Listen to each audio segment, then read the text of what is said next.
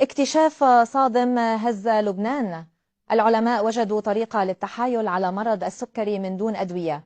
شركات الأدوية تخفي وصفة شراب من الملح والقرفة قادر على القضاء على جذور المشكلة خلال 7 أيام فقط، ويعيد مستوى السكر إلى طبيعته من دون حبوب أو حقن.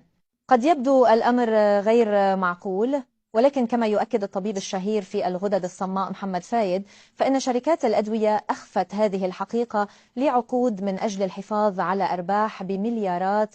يظل السكري أحد الأسباب الرئيسية للإعاقة لمن تجاوزوا 40 من العمر، ولكن ماذا لو كان كل ما عرفناه عنه خطأ؟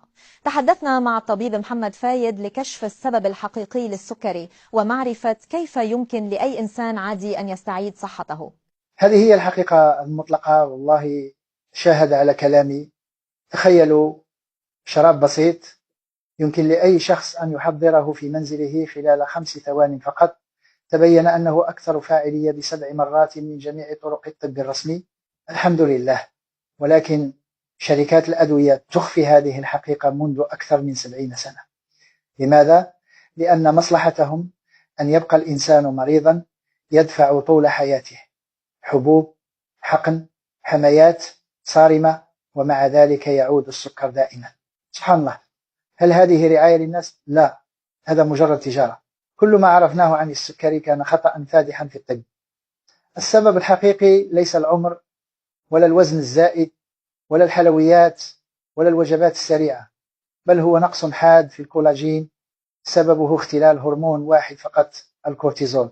عندما يخرج الكورتيزول عن السيطرة يتوقف الجسم عن الاستجابة الطبيعية للأنسولين، الخلايا تفقد حساسيتها، الجلوكوز يبقى في الدم، والبنكرياس ينهك تدريجيا.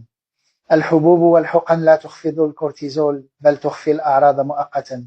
أما الملح والقرفة فليس سحرا بل نعمة من الله، تركيبة تؤثر مباشرة في الكورتيزول وتقضي على جذر المرض. الكورتيزول هرمون التوتر هو العدو الأول. عندما يرتفع يتوقف الجسم عن تجديد خلايا البنكرياس ولا ينتج ما يكفي من الأنسولين، وتبدأ الالتهابات فيخرج السكر عن السيطرة. حتى مع الحمية والحقن والجرعات الكبيرة من الأدوية يواصل السكري التقدم، لأن السبب لم يعالج. الجسم ينهك أكثر فأكثر. الله رحيم، لكن على الإنسان أن يتخذ الخطوة. أنا شخصيا مررت بهذا. قبل 10 سنوات أصبحت أمي عاجزة بسبب السكري الشديد.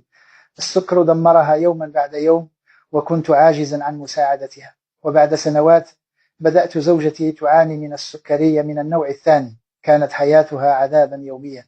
جربنا كل شيء، الحبوب، الحقن، الحميات، بلا جدوى.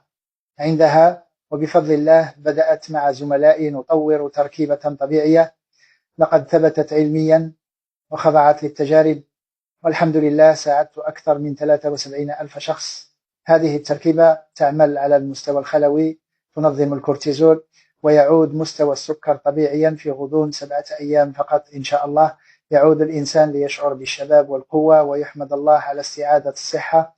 لقد سجلت فيديو قصيرا أشرح فيه خطوة بخطوة كيف يمكن تطبيق هذه الطريقة في المنزل بلا حقن ولا أدوية، لكن شركات الأدوية تحاول حذفه لأنها تخسر مليارات. الفيديو سيكون متاحا فقط ل15 دقيقة. اضغط الزر أدناه وشاهده الآن ما دام الله يمنحك هذه الفرصة.